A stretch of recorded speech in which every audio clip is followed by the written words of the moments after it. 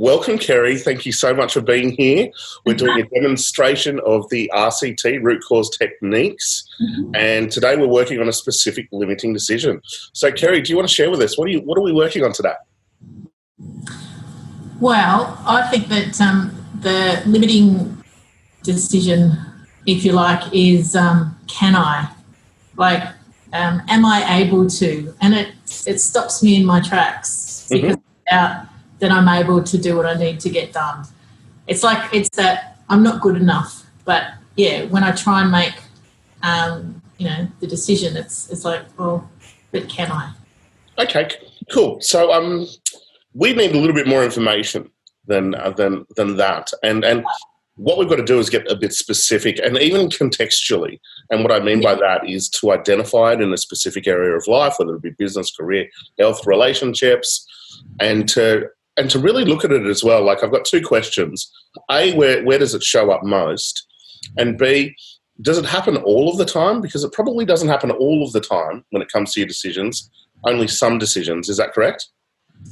I think it happens in relationship decisions where it relates to, like I'm confident at work and what I need to do at work, and so no problem there. I'm confident in my skills and capabilities. But when it comes to making decisions about confronting people or, challenging things with other people, when it comes to making decisions to walk away from toxic relationships, I find that for whatever reason, I'm just not able to confidently make those type of decisions. They involve people, they involve emotion, and yeah. Okay. So what I noticed with your eye patterns just then, you went straight into auditory, and then you went into your visual, and then you hit a kinesthetic then.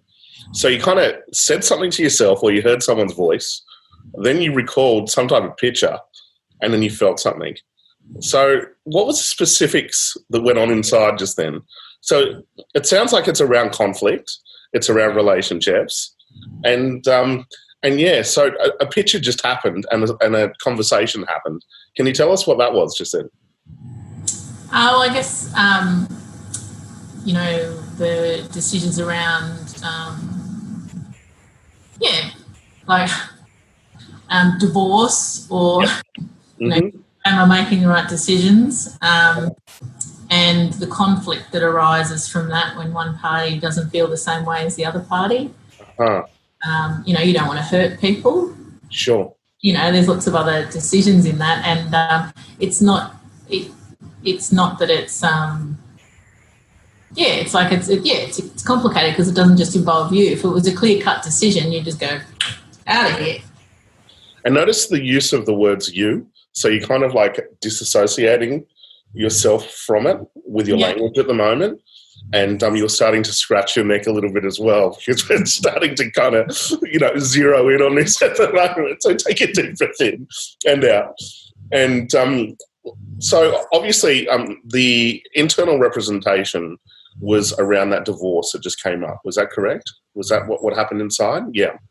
And this pattern, was it before there? Like, did this pattern happen before the divorce? Yeah. So I think the thing is that, as I said, I think it comes from that I'm not good enough. Maybe I deserve to have this bad stuff happen. So if I make a decision toward what I want, can I? Sure. Am I able to do that? Like, it's the lack of internal strength to perhaps, like, it's a doubt that, what if?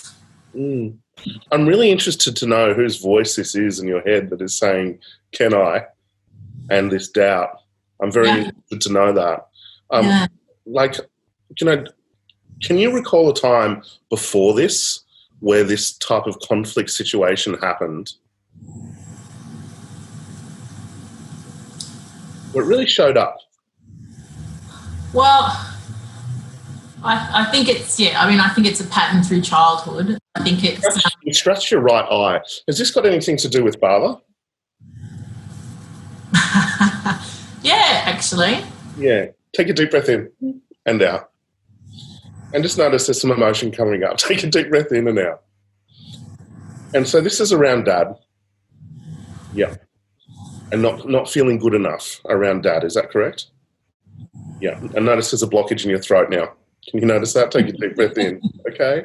So just shutting your eyes and just start to get present to this, because you've kind of been running away from this one.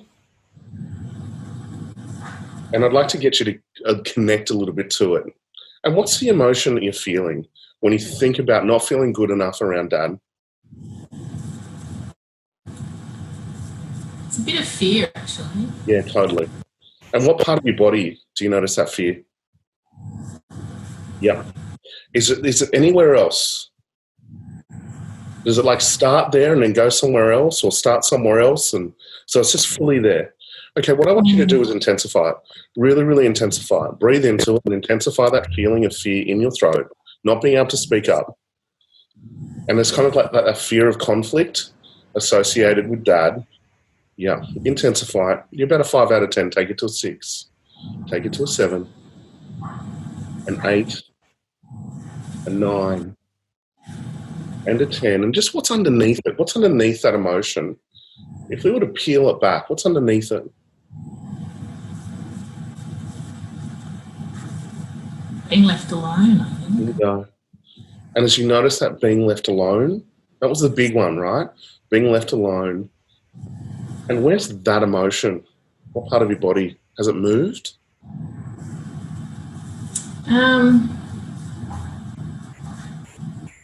Yeah, I'm starting to feel it down further. In your stomach, is that correct? Yeah, it's getting closer to my stomach. That's it, your power center. You're either powerful or you're powerless.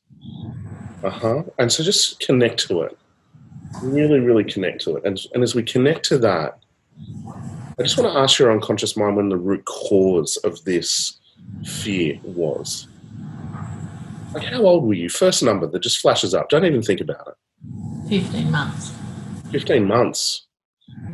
And just notice that. 15 months.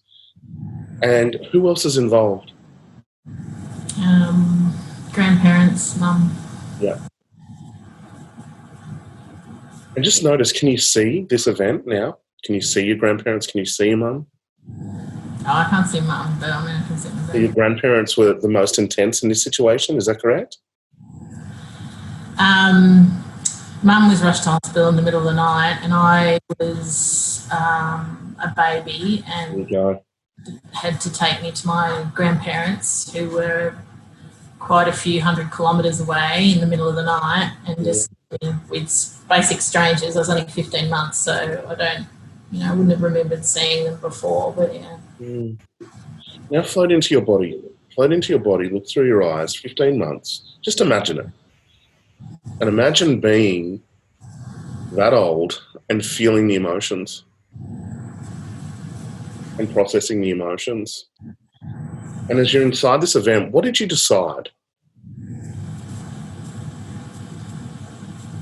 I just wanted to know where my mum was and crying. Bingo. Just, why is my dad not staying? Bingo. Take a deep breath in and out. And what I want you to do is float above this event and just imagine seeing yourself, 15 months, seeing your grandparents, and just seeing the whole situation, hearing their voices.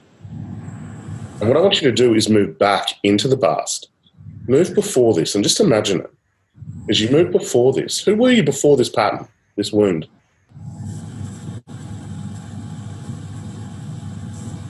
I'm pretty happy, little. And just see that, just notice that. Notice your voice, your tonality. Notice who you were before this pattern. And what are you noticing? Just being loved, cared for, happy, safe. There you go. And so now what I want you to do is float just before this event, see your grandparents, see the 15-month-old you. What do you need to learn here that will release all of this? Just float up a little bit higher, the event's getting smaller. And see the whole situation from all perspectives. What do you need to learn about yourself to release all of the fear here?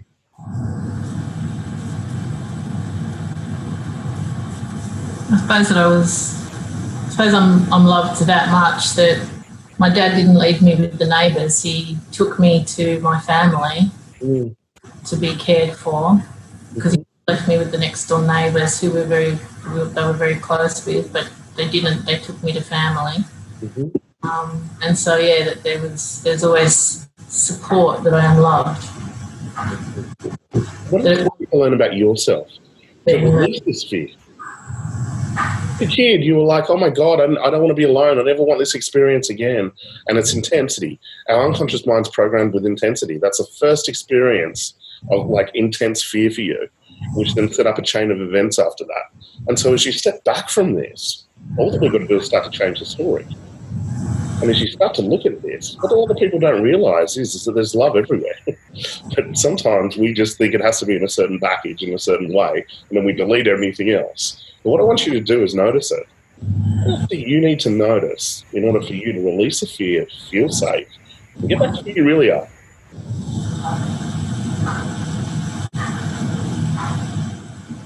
And as you get the learnings, speak them out. I think that love is not just what society tells you love is. Love is actions beyond words.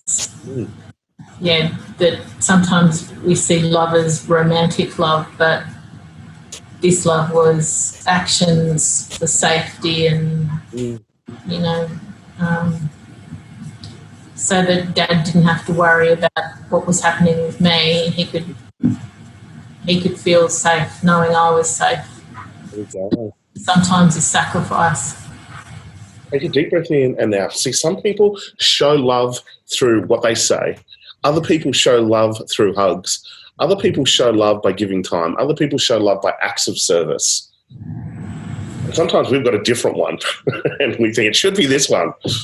But now as you start to see it, you can probably see that. I remember, and just watch this whole event. I was working with this one guy and he said to me, Dad, he didn't really love me. And so just stay with it. Stay at this event, age 15 months. And he goes, Dad really didn't love me. We were always in conflict and all this type of stuff. And he goes, he always wants me to work. Every time I'm around him, he always wants me to work. And I said, okay, next time you go there, I want you to look at this from a different perspective. And I said, what if the acts of service is actually him trying to bond with you to build things? And so he then went over and spent some time with his dad. And I said, what I want you to do is stop trying to fix him, stop trying to change him, okay, and just start to listen and start to be present and just think of this as bonding. Think of building stuff, and acts of service is bonding. And he did. And he just stayed there and he started to build stuff. His dad started to talk. And then by the end of the day, his dad burst into tears and said, this was the best day of my life. I love you so much. And so we give love and receive love in different ways. And as you look at this event, 15 months, what do you need to learn here? I think as you were talking then, it came to me that we often look at things as being done to us, and that, I think I need to look at this as being done for me. Absolutely. And notice you started that conversation off with, we always look. So repeat after that, I always look. I always look. Yes, and that's true. Look at it. I do look at things that people do as having been done to me, and that people cause pain. Mm-hmm. But I change my perspective, that I assume the best and that things are being done for me. And there are things I don't understand or I can't see. And I think yes, when you're 15 months old, you don't understand really. And I think that for me,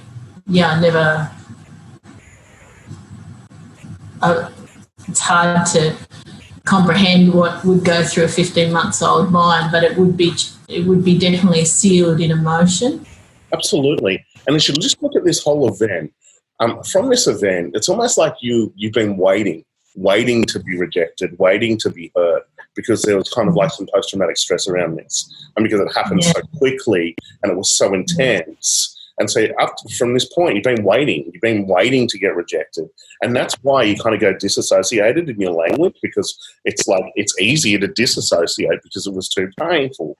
And this kind of situation probably triggered a whole lot of other situations where it was, conflict out of nowhere, loss, all of that type of stuff. But as we start to shift this now, what's going to happen is you're going to start to see the world differently.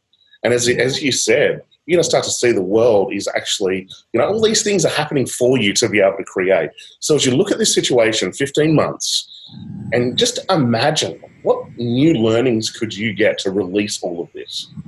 I can see it already happening. Your face is changing. It's awesome. Yeah, I think that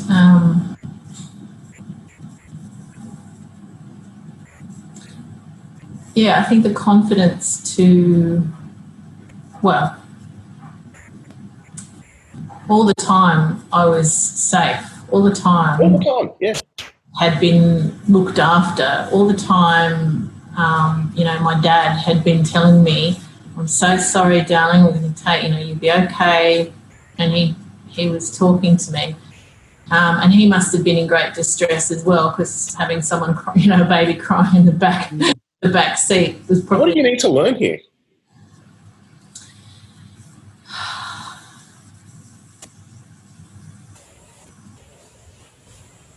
And see your grandparents, see your dad, and you as a little 15-month-old, sorry.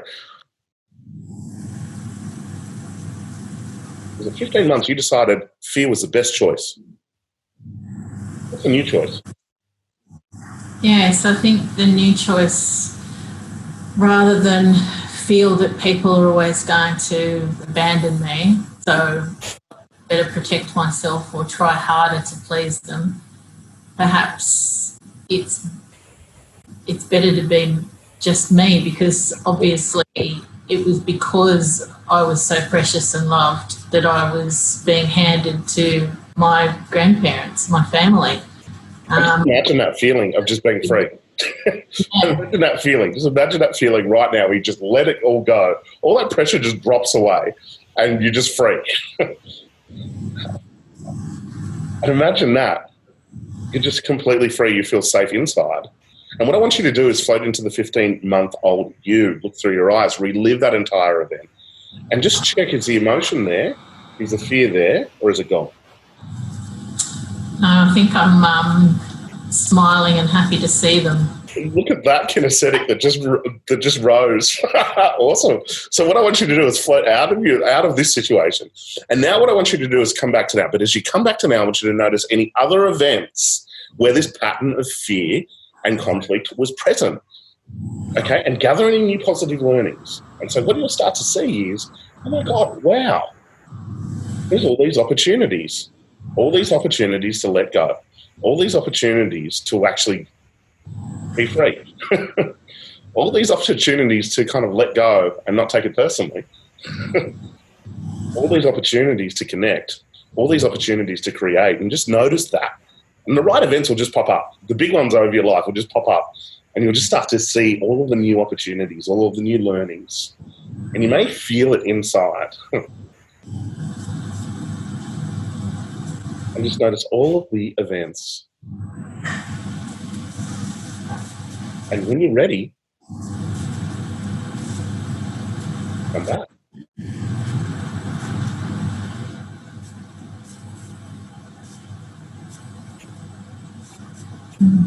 Welcome back. Take a deep breath in and out.